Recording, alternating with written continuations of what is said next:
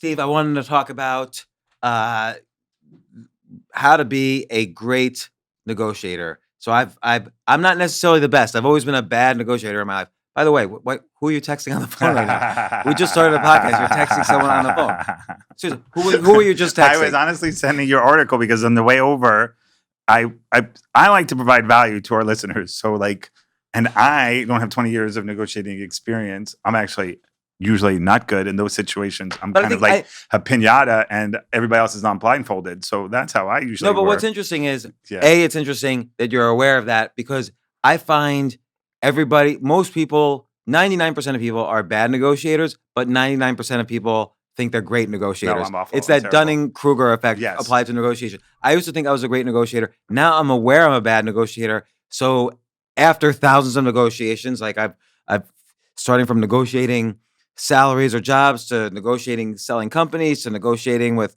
clients, depending on what business I've had. I've been through so many negotiations and I've asked so many people to help me, like great negotiators to help me.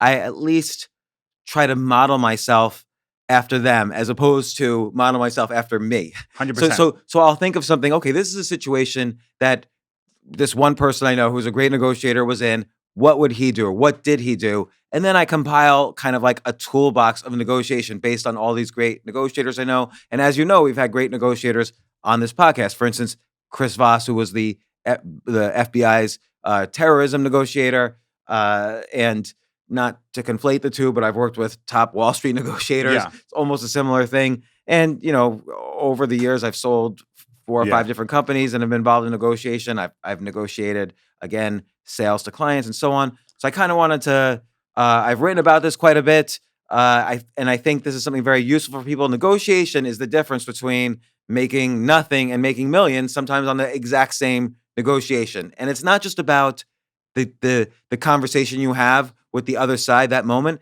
It's negotiation might be a multi-year process that starts years before a price is negotiated and usually extends 6 months to years after a price is negotiated. And so we can get to that as well. Yeah, no, I was very excited, because sometimes when we try and talk, on a topic, I know this is something that everybody can benefit for, right? We all negotiate things hundreds of times a day. Even you and me, like for me, it's helpful for me to say some of these things out loud again, so I remember, because negotiation never ends. You're negotiating all the time. You're negotiating with on small levels with, family members, with friends, with particularly with children. Yeah. I have 5 children. It's a constant negotiation. It's every day they are negotiating.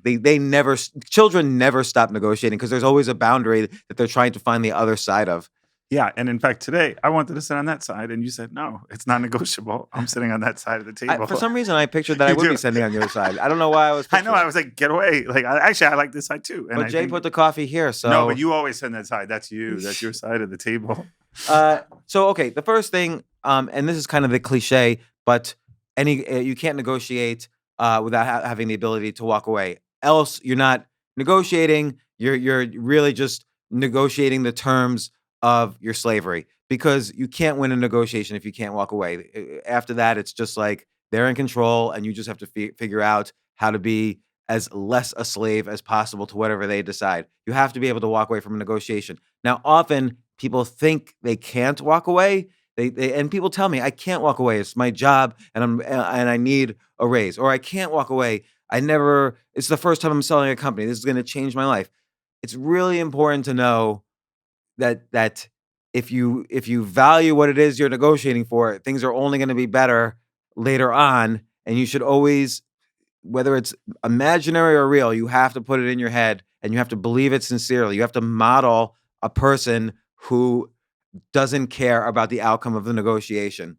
And I definitely think that's true. And I've been in situations, I'm sure you have, where you were too desirous of a specific outcome. Almost all the time. Like the very first time I was selling a company, it was 1998, and I was so, sick in the sense that I was willing to accept any offer. I had $0 in the bank, and you're selling a company which is making millions of dollars, so you're negotiating a big life-changing number. I was essentially willing to accept. I didn't negotiate at all. I was willing to accept anything, and I made some various mistakes, which we'll get to later. But I wish I had the confidence to walk away, because I probably could have squeezed an extra 30 to 50% out of it, which was Yeah. a difference of millions. Like, it's not trivial. It's like anything in life. People think, oh, if you do this in revenues, you should sell for this. There are no mathematical formulas in a negotiation. It's all an illusion. You make it up, and you have to make sure the formula you decide is the formula that wins. And I'll talk about formulas in a little bit, because this is where I'm modeling myself after a master negotiator who taught me about formulas. But again, it's a cliche. It's obvious. You have to be able to walk away. If you feel you can't, you've got to imagine scenarios in your head and sincerely believe them that you could walk away from a negotiation. I was gonna say two things. One, that's an essence of like faking it till you make it, right? Like you're faking that kind of belief, but you can get yourself in that mindset. It's kind of like an if-then. If this doesn't happen, then this is what will happen. And I can deal with that, right? And then other thing I was gonna say, apropos what you were saying, is I like the idea of, it's like, you don't get what you deserve, you get what you negotiate. A lot of times. That's really true. Yeah. So I'll give an example, which I hate to use this as an example. Forgive me, audience or whoever, but it's a great example. Donald Trump how many times has he been bankrupt with the casino, the Taj Mahal, or all his casinos in Atlantic City have gone bankrupt? Guess double digits. I think actually, realistically, it's like 3 or 4. Okay, fine. Fair enough. But bankruptcy in general, he's been bankrupt a number of times. He's never been personally bankrupt. Okay, fine. But he's been this company, the Atlantic City casinos. Fair enough. And he's owed the bank $1 billion. So, right. The first thing but he has a way of, whether this is like preposterous and egomaniacal or not, he has this way of reframing his situation so that it favors him. So he has a famous quote in The Art of the Deal, written in 1991 or 92. He says, if you owe the bank $1 million, they own you. If you owe the bank $1 billion, you own them. Sure. So he tries to owe actually as much as possible when he goes bankrupt. And then they say, okay, we're going to restructure the company. We're going to take it over. And he's like, whoa, whoa, whoa. You're not taking it over. I'm still running the ship, even though we're bankrupt. Right. And even though I caused it to go bankrupt, you're not going anywhere. And somehow he wins those negotiations, because he's like, hey, he convinces them they need, or he did. Right. I don't know if this would still work. Sure. He convinces them, you need the Trump brand, or I'm going to take off. And then you guys figure it out. You're going to owe $1 billion. You guys figure it out. I'm taking over. You're not allowed to use my brand. And he gets paid enormous amounts of money, and then he goes bankrupt again. And then maybe they figure, in that case, that the devil is better than the devil you don't know. Right? I think it could be that. I think honestly, he kind of ran out of times he can go bankrupt, and then he decided to run for president instead. Oh, interesting. Yeah. So, by the way, notice how easy it is for the buildings on the West Side now. They all took down the Trump name. Yeah, for sure. Oh, interesting. Yeah. Yeah. So, and I do think that it takes. I heard the phrase the other day. Like, first you have courage, and you need courage, and you get confidence. And I imagine that's that same way in a negotiation, right? Like, once you get, it's really hard, because like I'm non-confrontational, and I think you kind of are as well. Absolutely. And it's really hard for me to say, like a typical technique. If you say no about some term, they might come back and say, "What? Don't you trust us?" And so they act like you're calling. It's that thing like, "Are you calling me a liar?" Right. And there's techniques on the other side when someone says no, and you have to say, no. My first instinct is always like, no, it's fine. I'm sorry. I didn't mean to make you think that, and then I'll call them up later. Hey, you didn't really think I was calling. Like, I get all nervous and afraid and non-confrontational. Right. I have ways of dealing with that, which we'll get to. My second point. And I would direct people to this article, because I thought it was a terrific article that you. Yeah, I have an article called "The Ultimate Cheat Sheet to Become a Great Negotiator." But if you Google Altucher and negotiation, I have about 4 or 5 different articles on negotiation. All really great. And so don't be afraid to say no. Nevertheless, there's going to be issues that come up, and we'll try to deal with them. But that's the most important one.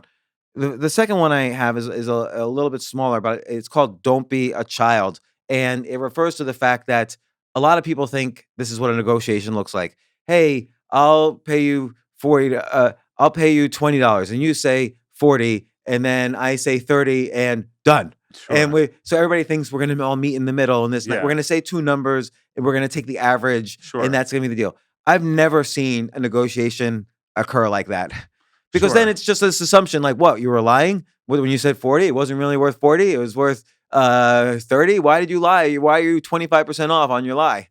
Well, there's probably a lot of reasons why that doesn't work. One, you were saying like, oh, it's almost like a cartoonish to think like a negotiation is that simple. And also, which you go on to expand upon in that article, like it's more than just one factor. It's not just money. There might be 20 or 30 different factors that you could tie into it, right? Right. It could be vacation time. It could be right. But let's just say like on a basic negotiation. Money. Yeah, sure. Like a lot of people do kind of fall into this like, hey, it'll be like this. Yeah, like you say, cartoonish. And I think this applies, let's say, to mystery writing. Like if you're writing a mystery novel, if you telegraph too early in the novel who the killer is, sure, it's no longer an interesting novel. So if you kind of go into negotiation signaling that, hey, we're just going to agree in the middle, they're going to guess that and take advantage of that. If it's too obvious, the technique you're using, and this is a very obvious technique that most people use, then there's ways around that, which is you can basically say, no, we're not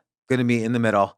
Like, and you kind of call their bluff, and then they don't know what to do because they thought that's how it works on Tom and Jerry. It should work here. So, so this next technique is, and I know. Can I ask you something about that though? Because because ask whenever you want. Good, because I have a lot of questions, and you're like Radio Shack. I have questions, you got answers. But I think why is that like Radio Shack? That was the name. That was a commercial. Really? Yeah. Anybody? When you had is that when you had that was the name of it was like first off, Burger Radio King, Shack, have it your way. First off, Radio Shack is bankrupt. Second off, did you have a TRS? Still good. I had a Tandy. Did you have a TRS 80? I wasn't into computers as much. I mean, I wasn't like a programmer like you, but Tandy was like kind of their version of Atari. I think I did actually. I think I remember getting one of those when I was like in 6th or 7th grade. Yeah. A lot of good did me. Where you might have paid attention to their slogans. What was the slogan again? It was like it's Radio Shack. Oh, you got questions, you got answers. But clearly those listeners out there, right? Exactly. Who once you've forgiven us for bringing up Donald Trump, you can forgive me for that dated reference. Now, what I was going to say was, some people say don't bring out a number first. Let them do it. Right, but that's actually incorrect advice. Okay. Okay. So here's the thing. Why is that? So it's not like, and look, I'm always in favor of honesty. So if you want $40, say, I want $40. But nothing is ever, every object in life and everything you want has a spectrum of value. So for instance, with a car, this is why you go into a car dealership, there's some spectrum which the salesman is willing to sell you, like depending on how you negotiate. So if you yes, you should be honest and throw out a number that's acceptable to you. But there's one exception to that, which is the very first number thrown out, because every negotiation has positives and negatives. Else it would be an easy negotiation. Like I could say, you could say to me what salary you want, and it might be so high that I can't afford other things. So that's a negative for me. Or it might be you have offer so much value, I get eager to close at that level. So every negotiation, everything has positives and negatives for both sides. That's why it's a spectrum. That's why there's never any one value for things. So there's something that's very important called anchoring bias. So let's say, and this has happened to me. Let's say I'm selling my house and you walk in, and let's say that I'm just going to make up a number. Let's say the house is worth $1 million. You walk in and you say, okay, what's this house worth? I love it. What's this house worth? And I say, well, it's sunny outside, so $3 million.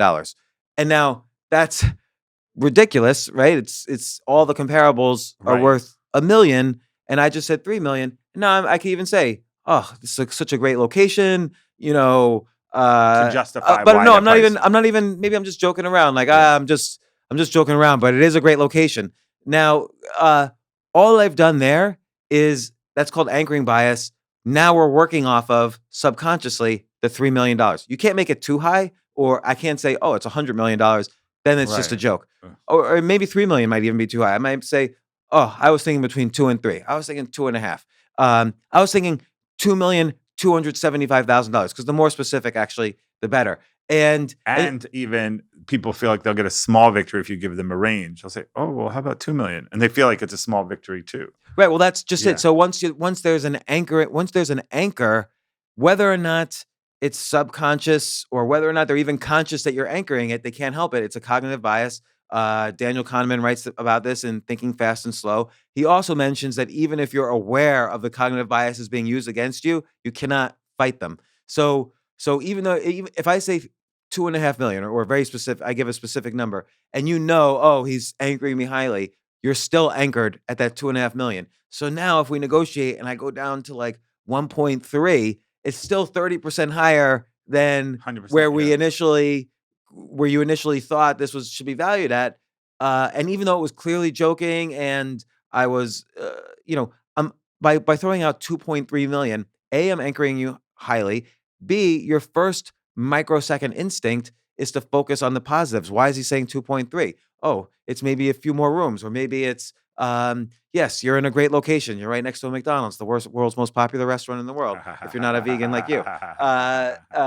Or your brain in like a millionth of a second starts thinking of the positives more than the negatives, Sure. so you're anchored. Now, even if I say, I'm just kidding, what do you think? And now we're negotiating, but again, even if it's 1.1 we end up on, I still end up 10% higher than what the house is probably valued at if you use just the comparable houses in the area. So yes, you throwing the first number out is actually a good thing to do if you're taking advantage of anchoring bias. And again, you're taking advantage of the fact that every single object or thing negotiated has a spectrum of positives and negatives. And by anchoring higher, throwing out a number first, you're forcing the person you're negotiating with to think about the positives before they think about the negatives. So, interesting. So that and then there's actually a Harvard Business School study which researches this. You should always throw the first number out if and only if you're using this anchoring bias combined with that. Yeah, and it's kind of like they get momentum too. That side, the other side gets that momentum, right?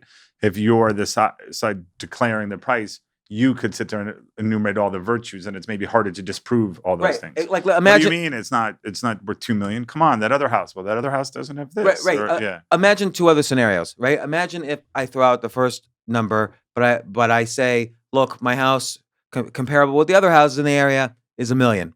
Now you're going to start negotiating and saying, well, I don't really like how the plumbing is. Maybe can I do 950,000? Right. Now we're talking about a number smaller than $1 million all of a sudden, because I just anchored it at what I thought was a fair price, but now you're negotiating. Sure. So the other scenario is if you throw out a number first, you're going to say, well, the comps are $1 million, the comparables are $1 million, so that's what I'm offering, and you're being as honest as possible. But now if I say 2.3, now we're like so far off that I can no longer get you to focus on more of the positives. Sure. That I can't sell the dream anymore. I have to sell the reality. Right.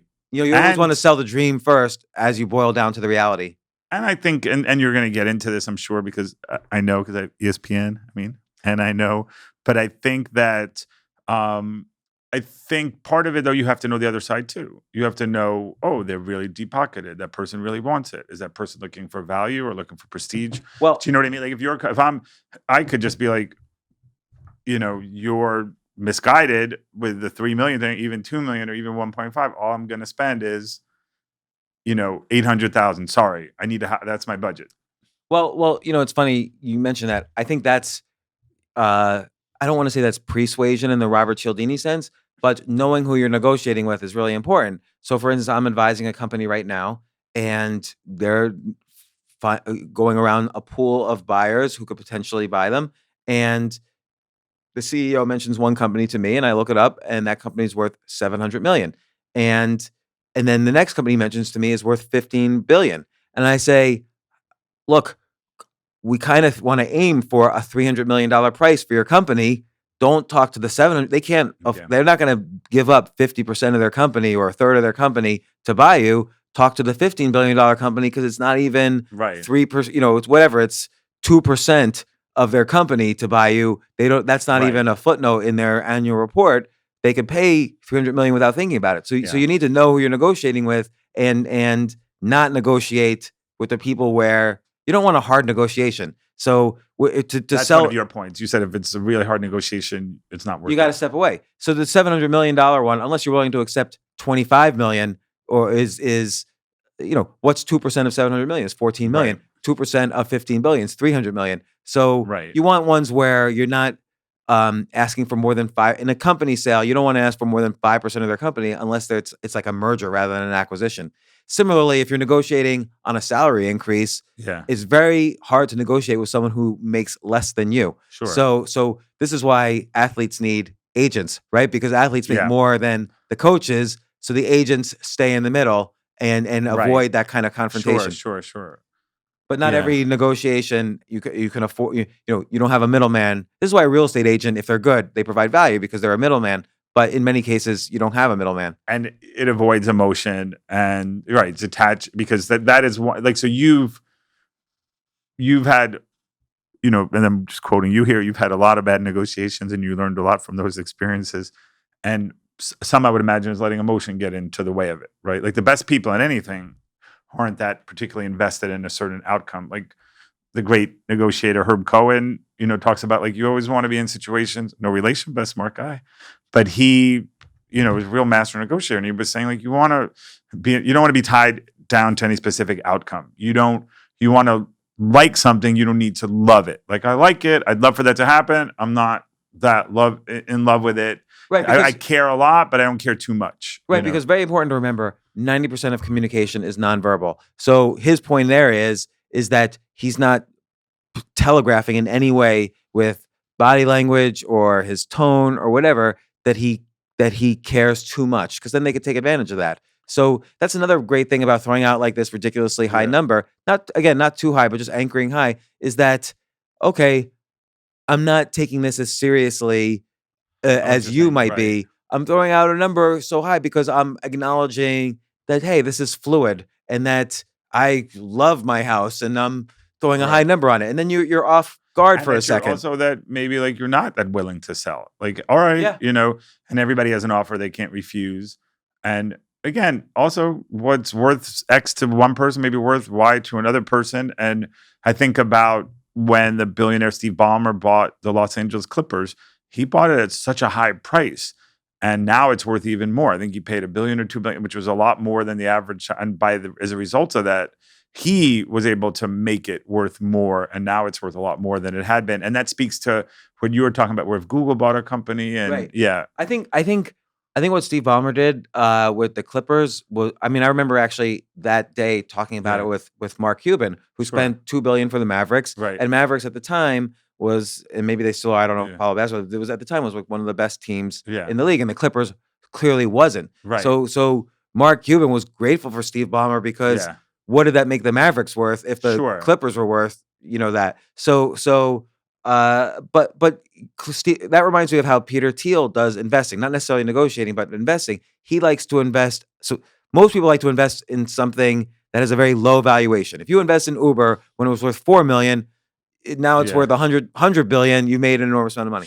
But Peter Thiel thinks, if I invest in something that's already being valued at $1 billion, that means supposedly a lot of smart people are committed to this valuation and bringing it higher, and so he feels that's actually safer for his. Now he's not aiming for 1,000 times return like you would have gotten with Uber, but he just wants to make money consistently, and his investments tend to be in the $1 billion crowd, and he does consistently well.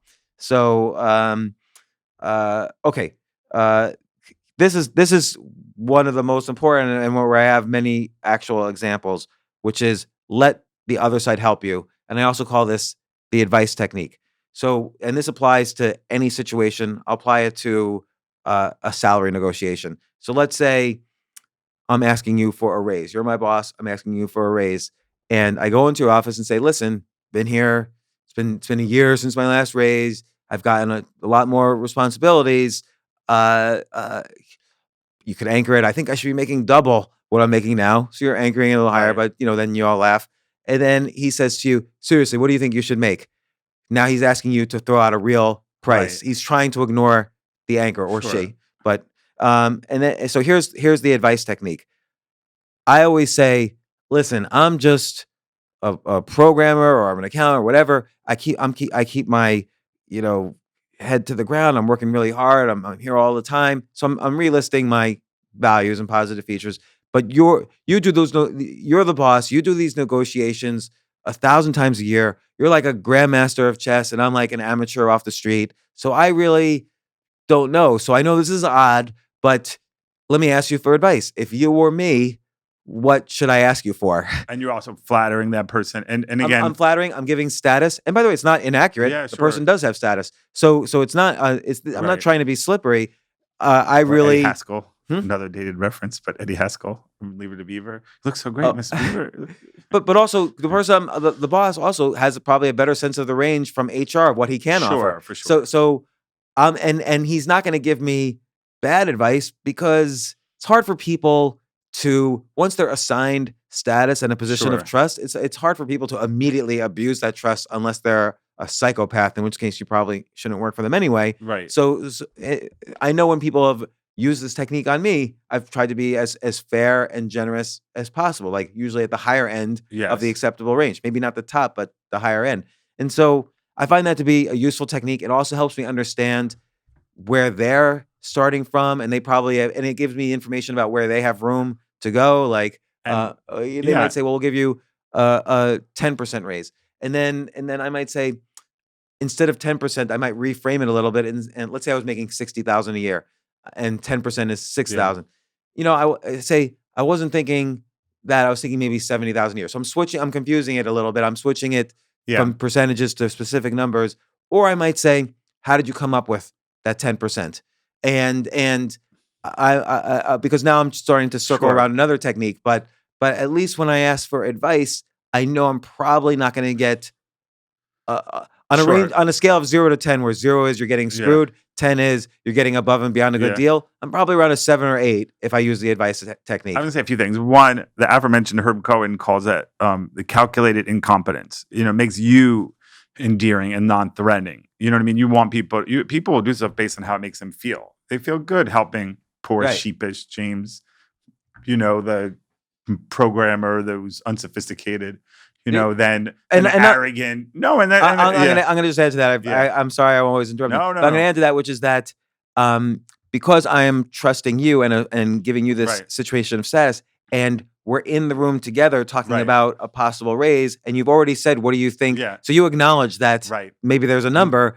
You're also acknowledging then everything I just potentially said about, well, I do Yeah. 50% more hours, I have more responsibilities. So, you know, if you just throw out 10%, we're going to get into a later technique of what I call the formula, but you're also not only feeling good, you're also feeling that you made a good decision in at least hiring me because Well, that's why we're negotiating. Yeah. I had a similar situation. Like I was at CBS at the time, and the guy who was executive producer of the show, he was a prominent guy, and he said, "Steve, you're doing a great job, and you know I'm going to call you in. You know, but the people at CBS, like, you know, they're mandated it that you can only get 10%." And he goes, "Don't come back and say 9.9%." And I remember being confident that I knew I was doing a good job. I knew they needed me, and I remember saying, "You think we're playing poker? I think we're playing blackjack. Keep hitting me, and I'll tell you when to stop." And then he was like, "Well, what do you want?" And I remember saying, "First, I want out of the trap. Then I'll worry about the cheese." And he goes, What did that mean? It means like I didn't Or were you like, just like I didn't know. obfuscating? No. Yeah, No, you're just and like I remember saying he goes, weird "Who quotes says for this? every. Who speaks like this?" And I said, "I do." And I really just wanted to switch positions. You know, I didn't really want to keep doing what I was doing. I felt it was Steve at Nam, and we really like needed to do something differently. And I remember after he was like, "You're absurd. Like nobody talks like this." And I just felt like, but it is true. Like sometimes there are non-monetary things that you need. You know, and we've talked about this before. Like sometimes you go into negotiations, people want to be heard. People maybe want to be respected. Maybe they want to feel appreciated, you know, and that goes a long way too in a negotiation. That was one of the reasons why I brought up that story. Like there are, you know, like the other thing is related to that this was is him anchoring it in that particular case, like a salary. Like you're only getting 10% higher. right, but then okay, so we'll get Yeah. that to that a little in a formula, little yeah. bit. But the advice technique helps, particularly someone like you and me, and perhaps Herb Cohen, which is that if you're non-confrontational, you basically go in and you say, "I have this problem. What's your advice?" then you're not being confrontational. You're actually bonding. Sure. And So- people have talked about negotiation. If you view it as a collective problem that needs to be solved, like you're working with that person, let's solve this problem together. It's our Yeah. problem. We have the same goals. We want to help the company succeed. I provide value as a great programmer. I'm hardworking. I care about this. It's, I'm a team player. Well, Yeah. this is related to a very important question people ask about negotiation. So, in a negotiation, should you squeeze every drop out of it, so that one side's happy, the other side isn't, or should both sides be happy? And the answer is both sides should be happy. So, particularly in the case of a company buying another company or a salary increase, both sides should be happy because you're going to continue to work together. Sure. But what about if you're just selling a painting? Should both sides be happy, or it doesn't really matter? You want to get the maximum Right. amount for this painting. I still think both sides should be happy for many reasons. First off, if it's a high ticket item, it takes a while to close. You have to do a Yeah. contract and a deal and lawyers negotiate. So if both sides aren't equally happy, there's more chance for buyer's remorse or seller's remorse, which is people forget about this. Yeah. Buyer's remorse and seller's remorse will always happen post-negotiation, but before the closing of the deal. Interesting. So if you tell me $1 million house is worth $2 million and I agree, Yeah. I'm certainly going to have buyer's remorse before the deal closes, and I'll probably back out of the deal. Yeah. Like, you have to be, if both sides aren't happy, even if you've won the quote unquote the negotiation, you might lose the deal. I was talking, so the person I was texting at the beginning was a man named Mort Efron, who's been doing this for 57 years, and he's a lawyer, and he's friends with the family, brilliant guy. Related to Zac Efron? No, but it's related to my friend Jessica Efron, who was on Jeopardy, lost to James Holzhauer pretty handily, but he beat everybody pretty well. But again, I appreciate her being out there. She was great.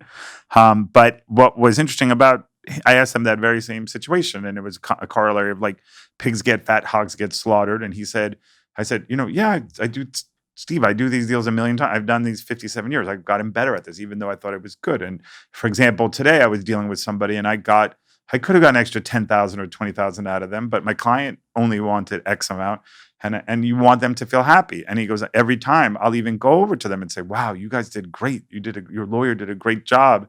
And he said, I don't live in Chicago. He goes, I work in Chicago, but I want to live in heaven where people then refer them to me. I want to have more business. So I thought it was very instructive. Like for me, I try and seek counsel I don't seek opinions. I seek counsel from people who really were successful. Yourself, him, Herb Cohen, Chris Voss. Well, all those people more successful than me. And you've again, done very well. But And I I watch you negotiate, and you also are very. You don't hide behind a lot of stuff. You don't even like using lawyers. And again, my bias might be like, well, James has done well already. He's made a good amount of money, but I think. No, I think people who are really, really successful too could be, chisel you or ball busters and really harangue you all the time. And sometimes you care about outcomes, and that's, like you mentioned earlier, that's a big challenge. And so no matter how well you've done, and also not every negotiation is about money. When I negotiate with my kids, it might be about a curfew or what they want to do with their lives. And even though that doesn't seem like a negotiation, it actually is. Like at any given point. What I appreciate in what you just said about your friend Herb is that he was just in a negotiation today. Sure. So like people who are good negotiators are always in negotiations because that's what they do. Yeah, he told me he loves it. He says, I love doing it. And I said, why do you love it? He goes, I like solving problems. I like helping people. And I kind of look at it like a game, and it's fun. Yeah. And I think one way, I remember the first time I used a literary agent to close a book deal. So this was in 2006. I was closing a deal, and I had previously done 2 other books with this publishing company. And I said, listen, you guys are just experts at this. I did the advice technique, sort of did the advice technique. I said, you guys are experts at this. I don't really know what I'm doing. I just want to get started writing the book. We both agree we want to write the book. I don't know how to handle all the paperwork and all the other issues. Let me introduce you to an agent, and we'll all agree to the same number anyway, but I just want to outsource it to him. And what is she going to say at the publishing company? She said, of course. And he got me about, even though he charged 15%, he got me about 30 or 40% higher, and he got me a better deal on foreign rights than I normally get. And so I learned a lot from using some cases you want to use a middleman, particularly for us non-confrontational Right. people. Sure. So this let the other side help you is really important. But there's another thing that your friend Herb said that I relate to, which I don't think I've written in this article. So one time I was negotiating an investment, and I wanted to give up 3% of the company. I was creating a company, stockpicker.com, Sure. and the street.com wanted to be involved. And the deal was very complicated. There was no cash involved, but there were other things involved. And they offered a lot of value, like distribution and other things. And I offered a lot of value. I had this company already set up. So I wanted to give them 3%. And they immediately, the CEO, Tom Clark, who I thought was a very good negotiator, he immediately said, how about we take 50%, which was actually even though I was anchoring so low, Right. this is the one case where I saw someone just like throw that away immediately and just stick to what he was thinking initially. And I immediately said yes, because A, I was not confrontational. That's the honest, real first reason. But B, I quickly thought about it and I figured, you know what? If they own 50%, we're in it together. If they own 3% and it doesn't do well, they could just sort of throw this in the garbage and move on. Sure. But if they own 50%, it's actually on their books. Like, this is press release for them if it doesn't work out. And they can't, and it's also a press release for them to announce it, because this now is a thing that their company is doing. Right. So Stockpicker was like a social media company, and there was a way for the street.com to say, hey, we're fully in the social media game, which is getting such high valuations. And their valuation did go up. So so I immediately, and I saw other negotiations where the street.com did take the 3%, and those companies ended up going bankrupt during the Great Recession. I instead got acquired and absorbed into the company. So 50% of something, as they say, is worth more than 100% of nothing. So so sometimes you can't be a pig, particularly over equity, because you have to look at the long game, that you might be giving up 50% of a much bigger pie as opposed to 3% of a tiny pie. So you have to have this long game and I still use the advice technique, but it got me to that point.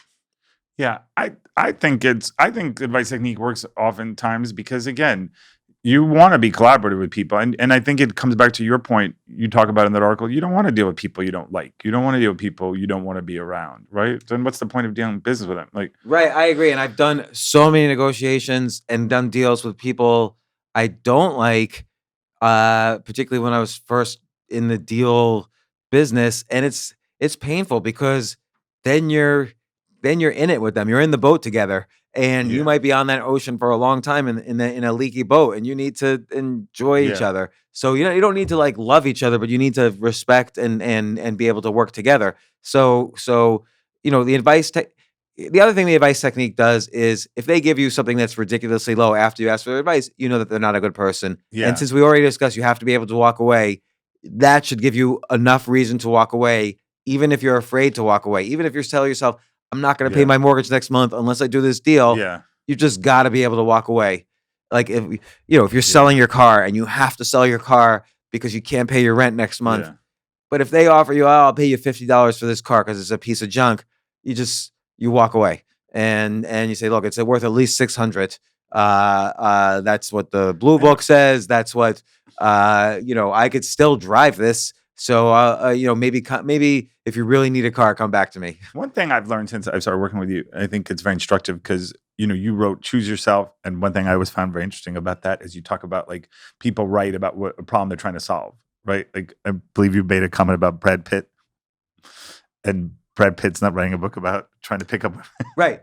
So right. The reason I've studied negotiation so much is, honestly, on a financial level, I've probably made over, realistically, like 80 to 100 negotiations. Actually, maybe a little more, because every time I invested in something was a negotiation. But also, you realize when you do so many negotiations, you realize how often these techniques apply to everything that you're negotiating in life, in every relationship. Because negotiation, you're really just either setting the terms of a relationship, or, like I said before, setting the terms of your slavery. So being aware of that, you want to make sure it's a good, positive relationship as opposed to the worst outcome. But all of these techniques are important. It's not like you're being manipulative. Again, both sides have to be happy, but you're trying to make sure you're at least as happy as possible, And if the negotiation is a good negotiation, both sides will be happy. But what I was going to say initially, though, when you talk about choosing yourself, like I realize you run into problems, and I guess you also talk about in framing it as well. Like you have a lot of choices. Okay, in the case of the person with the car, okay, they could sell for $50 or whatever. They could live in the car. They could have somebody else. Like I don't know, like if you're never in a good situation when you are so tied down to that specific situation. I'll give you a great example of that. So one time I owned what's called a public shell. So I owned a public company that had no business in it. It was a company that went bankrupt in I think it was 1969. But once you're public, you're kind of always public with the Right. SEC. So and there's a market or there used to be. The laws have changed a little bit. There's a market for these shells because what happens is a real company now can merge rather than have an IPO like Uber just did. A real company that's not public can merge with my public shell, and now they're public. So that's another way of doing an IPO. And so instead of them spending $1 million to go public, they spend whatever the price of my shell is. So initially, for years, I was trying to work out a deal where I would pick the private company and merge it into my shell, keep a small percentage, and then work with this newly public company to become big, and then maybe I would make millions and millions of dollars. But I just could never. I tried and I tried and tried. I could never get a deal done. I don't know why. So I just reframed it. I said, "Look, I'm not doing it, but I own this asset, and I kind of see where the laws are going. They're kind of changing on how it's going to make it easier actually for companies to go public." So I found another investor who was invested in a lot of private companies, and I said, "Can I sell you this shell?" Wow. And we worked. He was not desperate, but he had a lot of private companies, and he had a sense that he wanted to bring one of them public. So he was a little bit more needy for a company than most. And I said, I used the advice technique. I said, "Look, I'm new to this. I don't really know what a shell goes for." I anchored. I think the market is somewhere around $500,000. So I anchored knowing that was a little bit high. And he's like, $500,000? That's ridiculous. And so, but he offered 200,000, and I hesitated for a second. He said, "And I could wire the money tomorrow." Wow. Because I anchored it, even though I got much less, I got something else, which was the speed. Speed is an important factor of a negotiation. So that's how I got rid of that problem. And it allowed me, yes, I did not make millions on that shell, which was my initial goal, but I was able to at least move on. And in fact, that's when I started my social media company because I now had the time and energy to do that instead of worrying about this shell. But I think a lot of it is, again, any negotiation, right, is about trust or finding the right partner. And I knew, like in certain situations, you're going to have more bargaining power.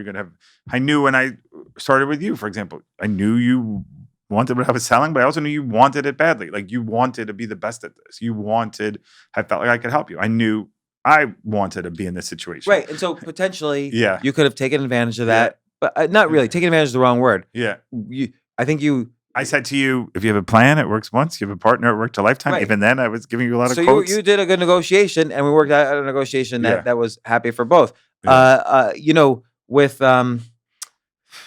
I also think that you could be in certain situations, and that person doesn't really care that much, And I think, I know we both like the TV show Succession. They had some cool negotiation scenes there, and there's scenes where that person is kind of like, I don't care, you know what I mean? Like that last scene with Stewie and that, a lot of people don't watch the show, but and you don't know, like in that where, because again, it's for, an audience of millions, so they're not going to get into the weeds of negotiation. But the main technique was I could walk away. And that's what scared everybody, and that's what closed the deal. Now, I just want to mention, by the way, information is power. So understanding as much as possible about the agendas of who you're negotiating with is very important. Yeah. So, for instance, I'll give two examples. One is, how did I happen to own a public shell? Well, it was 2008 when I bought it. There was the Great Recession was happening, meaning, let's say you owned a hedge fund. Yeah. Let's say you're running a hedge fund, and all your investors they need all their money back. So your hedge fund's going out of business. There's nothing you can do about it. There's no way I can help you. And you just want to shut it down. Legally, you just want to shut it down.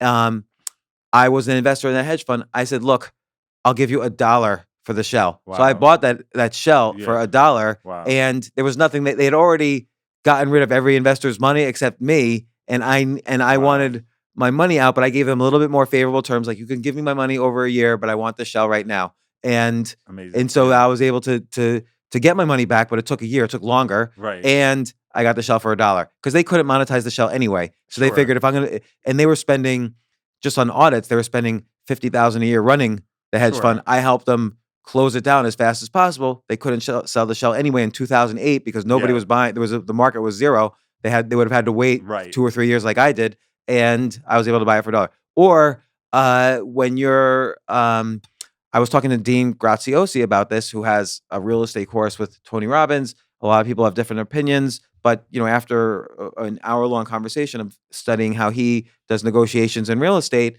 he goes to the state public information, and he finds out who owes in an area, who owes tax liens, or who recently got divorced, or who recently died, and he knows he has a favorable negotiating position in those situations, so he can get a lower amount than the comparables. And so that's how he'll go into a negotiation, is prepared with information, so he knows that his range might lean more on the downside. The seller's range, he might be able to. Both sides might be happy with a lower number.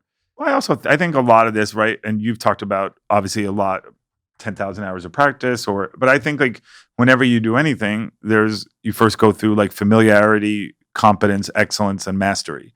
And I think certain times you get familiar or competent, knowing, like you said, the cliches of, okay, you have to be ready to walk away, or you have to make it a win-win, or you have to solve problems. And then as you go into it, somebody like Chris Voss would have a lot more nuanced, or Herb Cohen, or more at front, but people have done it a lot. They'll have certain techniques, and it's the same thing you talk about with comedy, where you have to show empathy. Well, how do you show empathy? Well, when you're speaking to that person, maybe you ask them open-ended questions, and maybe you ask them how instead of why, because if you say how, it's more expansive. Well, so I feel like right now I'm a little babe in the woods, but that's a very good. That's a great insight, because Chris Voss, who was the FBI's chief negotiator, his first technique in how to be a good negotiator is to ask how. So if the terrorist says, I need $1 million by tomorrow, dropped off in a bag at the airport, Chris Voss will say, okay, fine, but can you just walk me through how I can get that to you?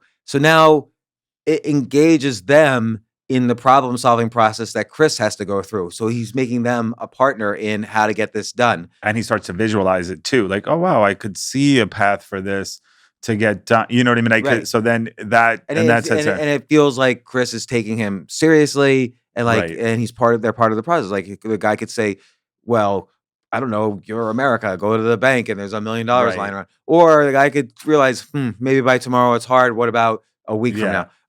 But the other thing, he's establishing himself as a partner. Right. And I like these an obvious technique is you should always be able to walk away. Again, not everyone can do that, particularly if you feel like, and again, this is an illusion, but if you feel like you need the deal to be done, it's harder for you to walk away. Or if you're non-confrontational, it's harder for you to walk away. Or if they say something manipulative, like, don't you trust me? It's harder to walk away. I want to just say one thing, because I do belatedly want to give tribute to one of my close friends who is very good at this. And I remember 5 or 6 years ago, I came up with a TV show and I was dealing with these people and I was so desperate to get it. So, and I was a wimp, and he would be telling me things, to do things. And he was right, but I don't think I had the guts to do it, and he had done it a lot of times. And I remember he would give me advice. He's like, no, it's not the way you do a deal. You need to. And I was like, well, come on, man. And I felt like I would just get the deal done. And later on, okay, I would learn, okay, you'll take a bad deal. And I do think it's kind of like that expression. Like if you settle for less than you deserve, you'll get then less than what you even settled for. Or like Megyn Kelly had written that book, the only difference between you and those people whose life you envy is you settled for less and they settled for more. And I think you just have to act your way into a way of thinking rather than think your way into a way of acting. Because maybe if 5, 6 years ago, if I had the cojones to say, no, I agree. Like, this is the right way to do it. I don't want to wait 5 years. You have to jump off the bridge sometime. You might as well do it then, right? Like, you're going to have to learn how to do it. Is that what you learned? Yeah. I mean, I didn't know. So thank you, Michael Rotkin. I didn't know. What was his name? Michael Rotkin. You met Michael, my friend from LA. I didn't know. Friends. Hard to keep up. I didn't know anything about negotiation, and I'm always desperate. Right. So almost in every negotiation I enter, I feel like I'm the desperate one, and the other person doesn't care at all. So that puts me. That's why I have to remind myself of these techniques, is because that's my initial inclination. But I remember one time, this is 1999, and we were negotiating, me and another guy who was a great negotiator, so ex Wall Street banker. We were negotiating starting a venture capital fund with another firm, and they offered us $125 million to start this. Right. Not to give to us, but they were going to set up the fund with $125 million, Right. and then we would invest that money for them. But we would get big fees off of that money. And I said to him, they faxed the offer to us, and I said to them, and there was terms, the normal terms for a venture capital fund. I said, Mark, respond immediately. Like, take it. Like, this is, Right. they're going to change their mind. This is the last chance we're going to have to start, a venture capital Right. fund. And he was like, he even talked slowly. He was like, hey, ease up. I need to think about this. We've got a weekend. Right. We'll get back to them Monday or Tuesday. Let me just think about this.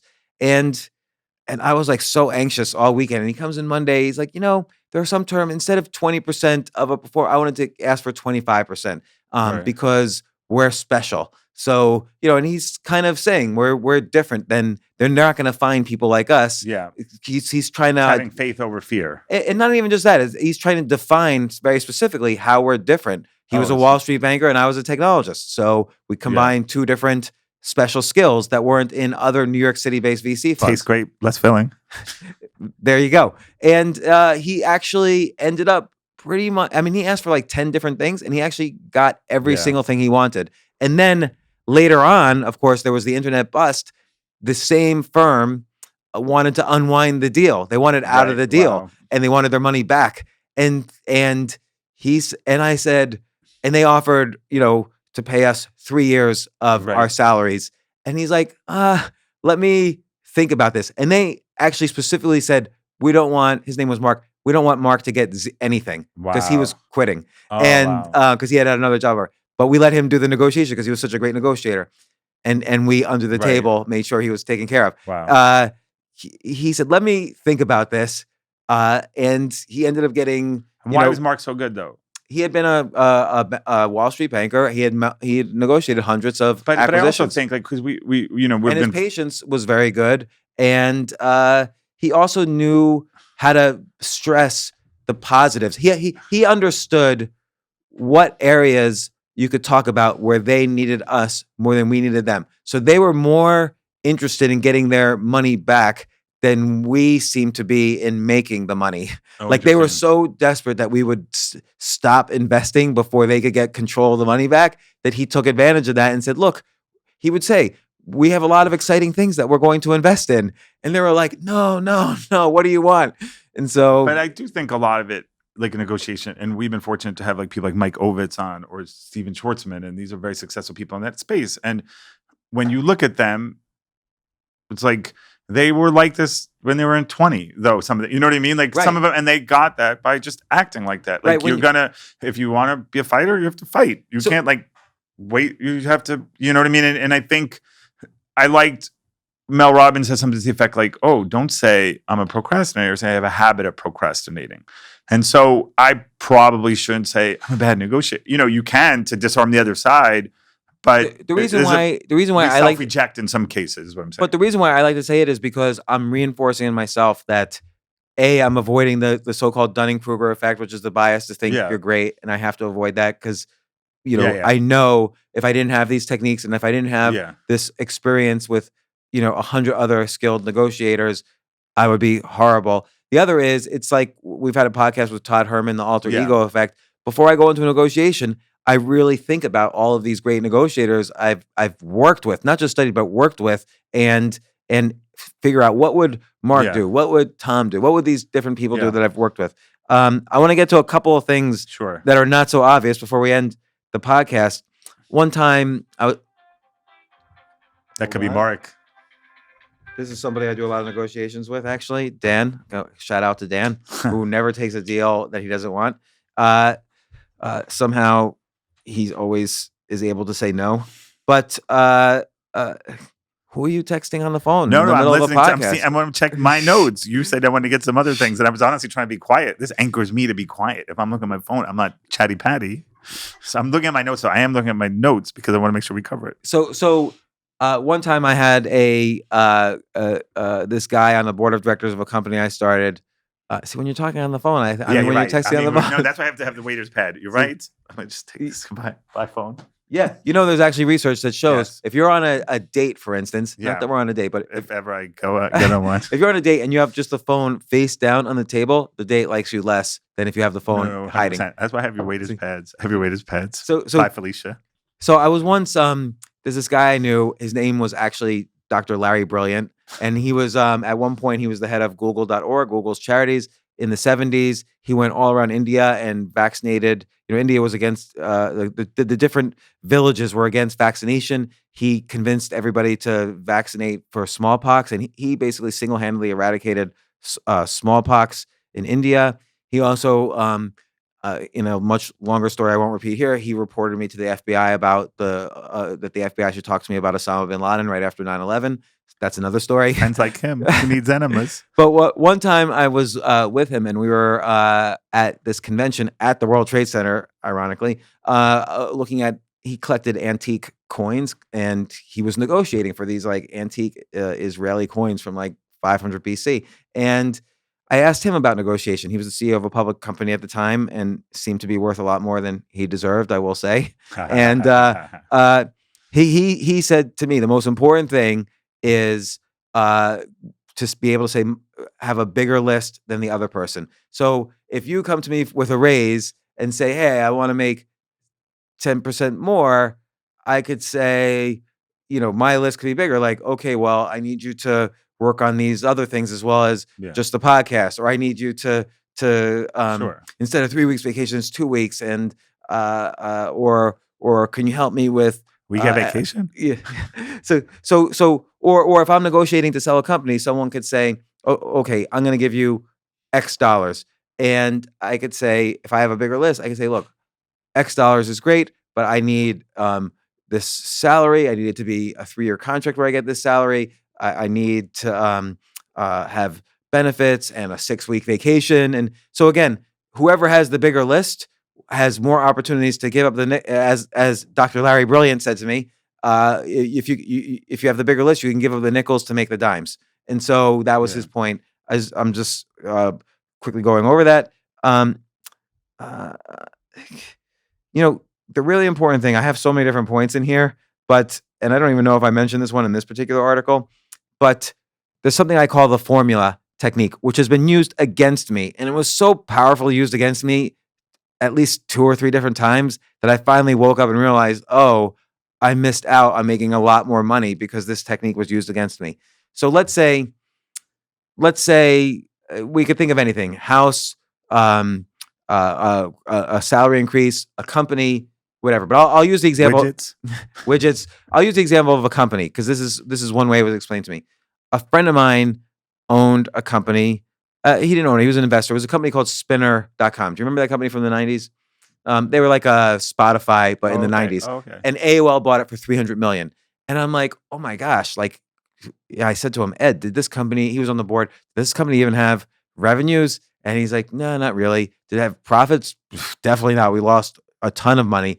And I'm like, how can AOL spend that? Why would they spend $300 million for a company with no profits? And he said, because we reframed the conversation. Yeah. So here's what we do. We both agreed in advance that what the formula was before we filled in the blanks. So instead of saying, normally the way you value a company is on the stock market, you say, oh, the average company like Exxon or Microsoft is worth 20 times their earnings. That's like a rough, very, very rough rule of thumb on how a company is valued on the stock market. There's a lot more issues, but that's the rough thing. So if a company earns $1 million, then 20 million is reasonable for a mature company to pay for it.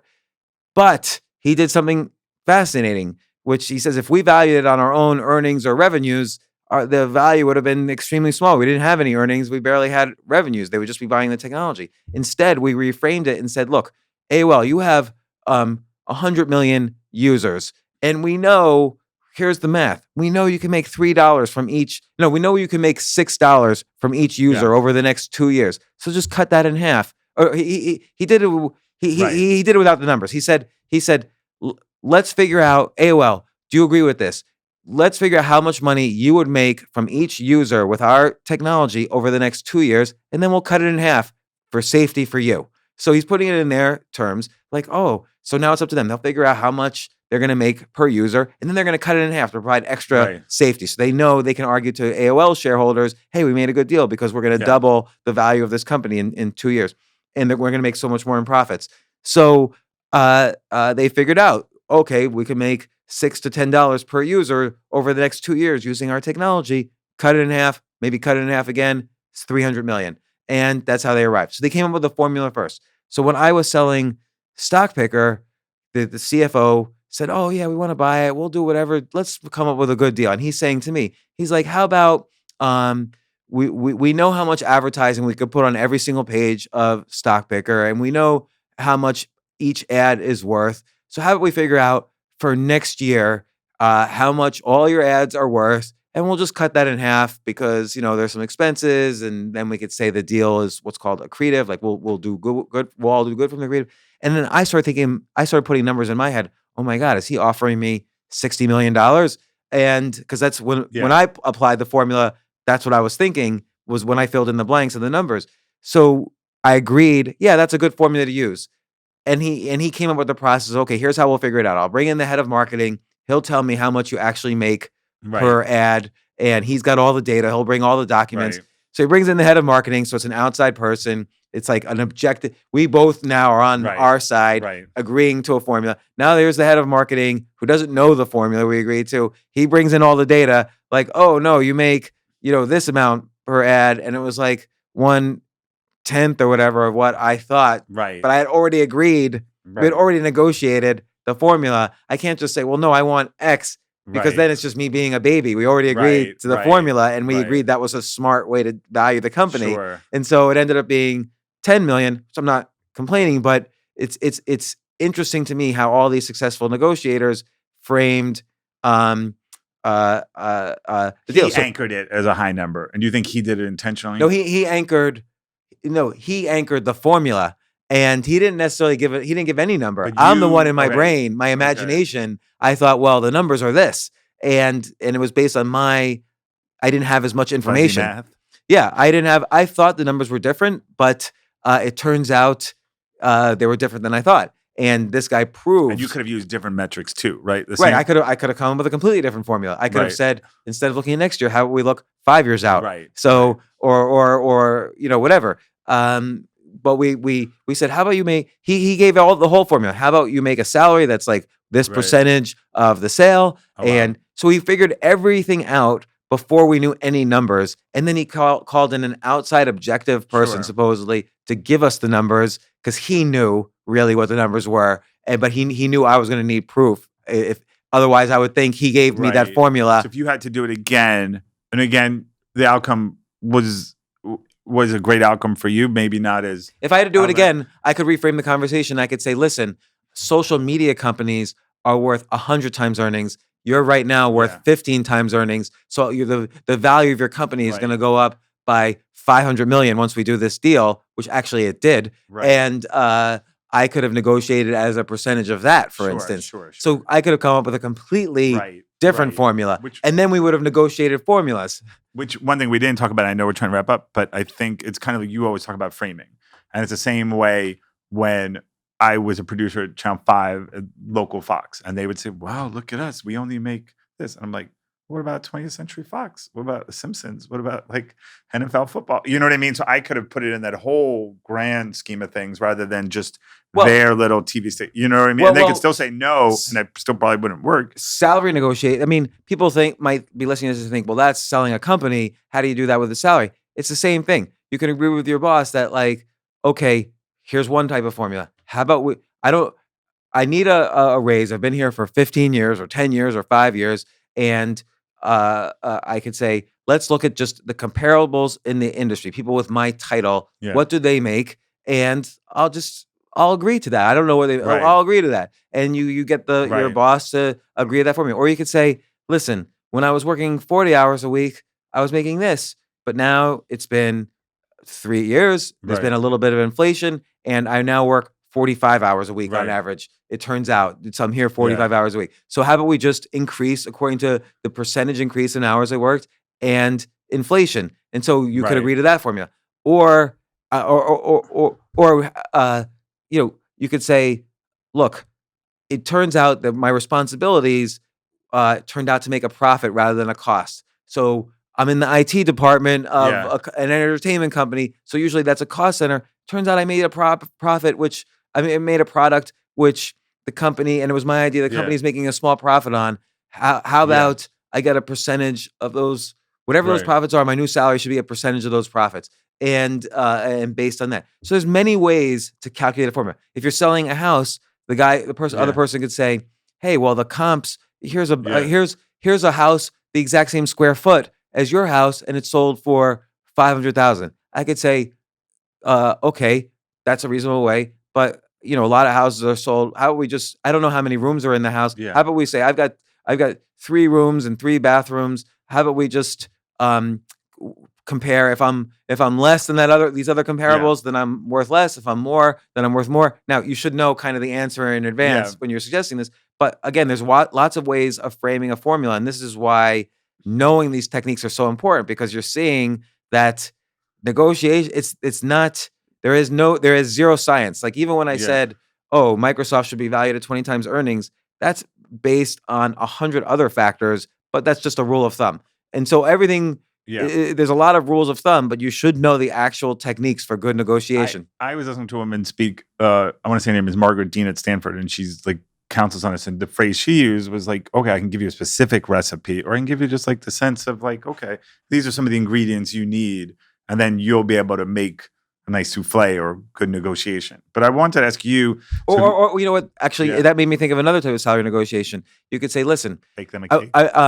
we can do comparables, which seems to be the same as my salary now. But how about also once a week, I give a training class to everybody else wow. on how to do Provide more what I value. do extra. And now you would pay somebody, let's say another 60,000 a year, or whatever you would pay somebody to Make do it that per year. popular for them. Just give me half of that, and now we have another formula. Well, what would you pay somebody? Let's find it out. Let's look it up. Oh, you would pay 30,000 a year for a training course on that. I'll do it for an extra 15 to my salary. So there's lots of ways to develop formulas, whether you're selling a house, a job, selling a piece of Yeah. art, selling a company, and so on. I think I was going to say, I heard, again, Chris Voss, who you did it. I would recommend people to listen to your interview, who wrote Don't Split the Difference, that hostage negotiator. And I believe he has a company called Black Swan. But he talked about like every single day we go through dozens, if not, hundreds of negotiations, right? And he said, whenever you say I want or I need, you're negotiating. Today, like I was trying to meet people for dinner. What part of town are we meeting in? Where are we going to go? Every day. Like this morning, I was at DEF CON 1. I wanted to provide value for this podcast, and I was busy. And then a couple people called me and they were like, buddy, I need your help. And I first said, no. Let me think about it. No. And I said, Tic Tac, no. Pasadena. They're like, come on, I really need your help. Didn't I do this for you?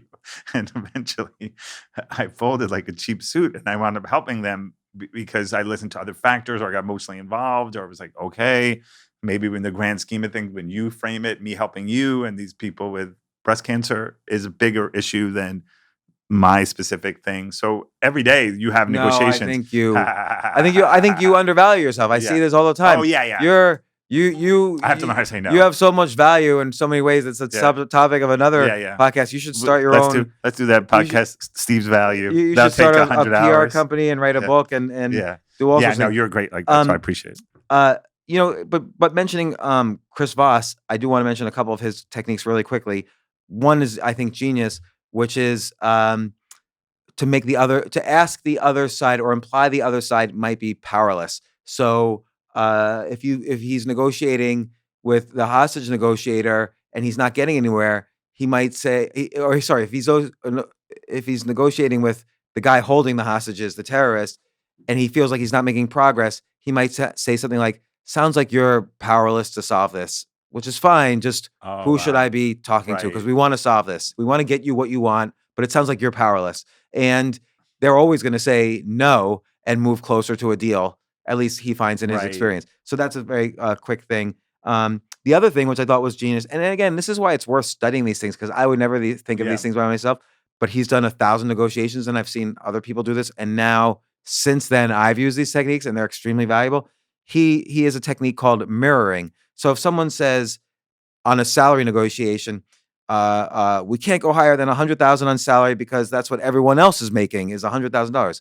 You just simply say, that's what everyone else is making, and then you're silent. He also talked about having an inflection. Like you have a certain inflection, so that causes them to kind of want to elaborate on it. You know, he practices that, right? That's related. So, Yeah. so you mirror, and then you're silent, and then they keep they're going to keep Yeah, talking. yeah, sure. So you're just mirroring. So they're going to kind of elaborate Yeah. on what they just said, and then you have to be silent. Yeah, it's a real strong discipline. You have to be silent.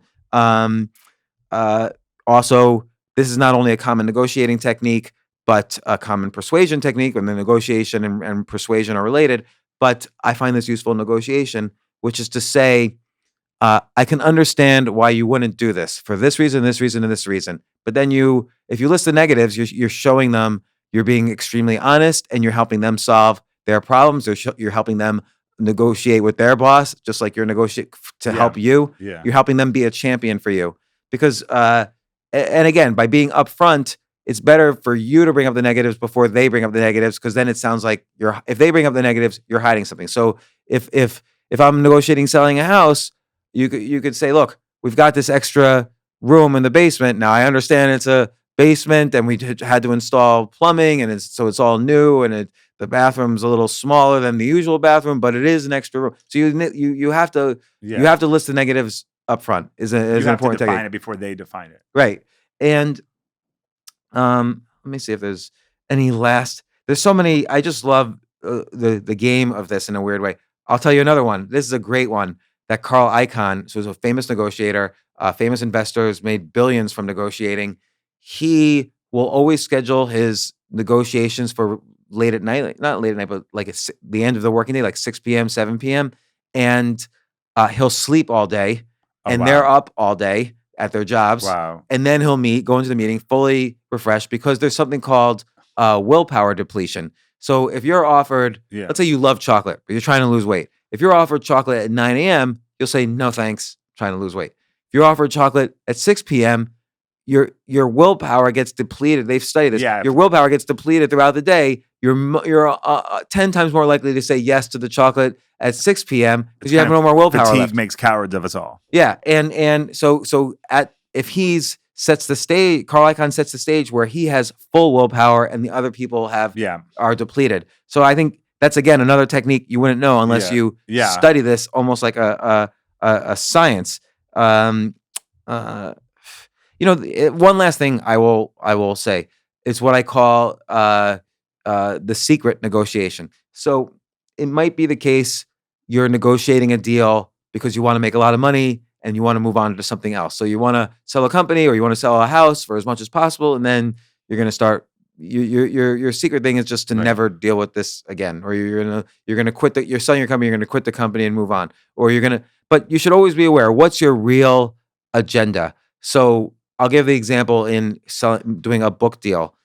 In a book deal, is your real agenda to make a lot of money on a book, or is it to just have a book out there so you can start charging more for speaking gigs? In which case, don't be as hard on the negotiation. Right. Get a deal done so now you can charge more for speaking gigs. So make sure you understand. And the flip side is, if you're doing a book deal but you want the book to do well, it's a subtlety, but you want to make sure the publisher is giving you more than 6 figures. Not because you're going to make more than $100,000, but because if they're putting that kind of commitment into the book, they're also going to spend probably more than that on marketing. If they only give you 50, so they'll try to give you, for a first book deal, for most authors, they'll try to give you $10,000, $15,000, $20,000 or even less. And they'll say, look, it's a great thing for you. You don't have a track record. Sure. We'll build a relationship with you. We're going to market this.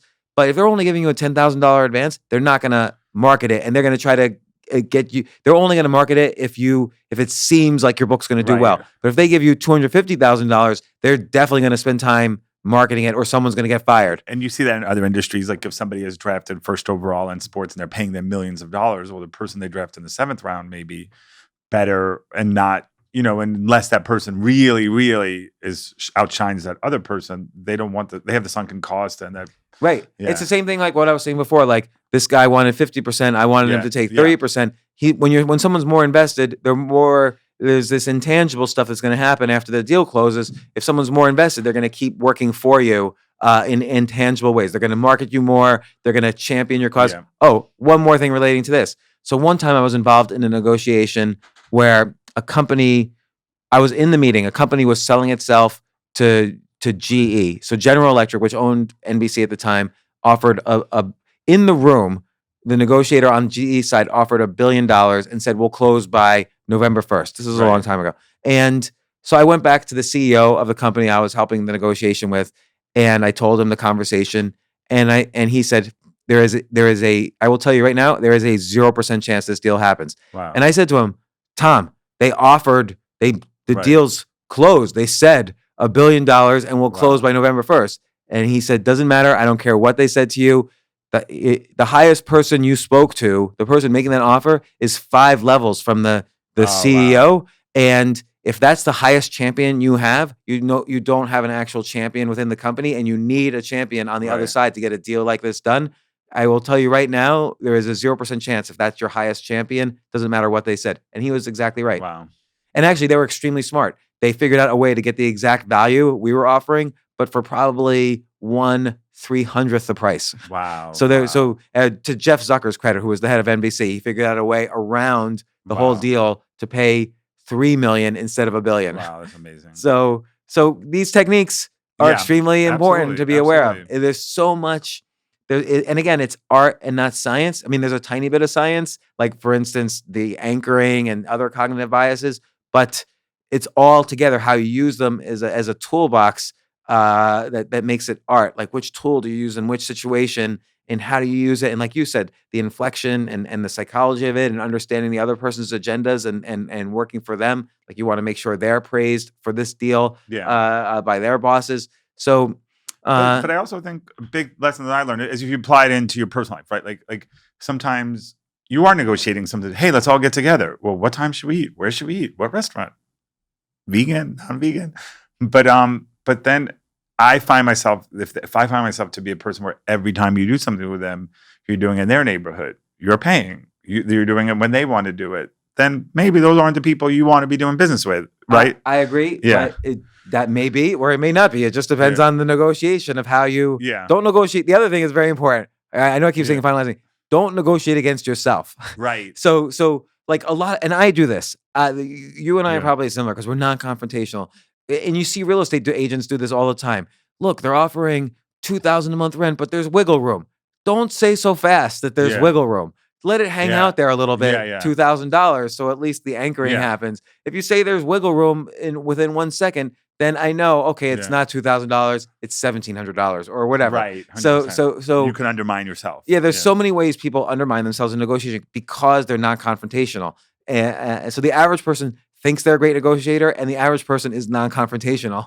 So you could take advantage of both those things. Advantage is the wrong word, but that's part of the art and science of it as well. So I will say this: if you like this sort of podcast, it's a little bit more how-to, and in this case, it was business-oriented, or psychology-oriented, but it's based on hundreds of podcasts and experiences and so on that we and I have had.